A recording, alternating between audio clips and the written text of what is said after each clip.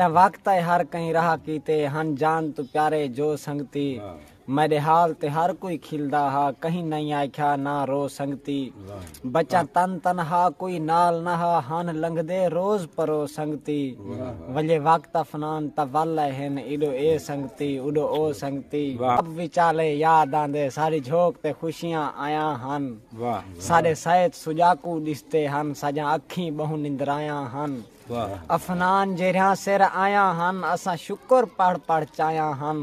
ते को याद होसी तेरे जीता लो असा सिरजा बाजा लाया हन जेंदे ना ते सब कुछ वार लीते वो गैरे दो वल वल तन दे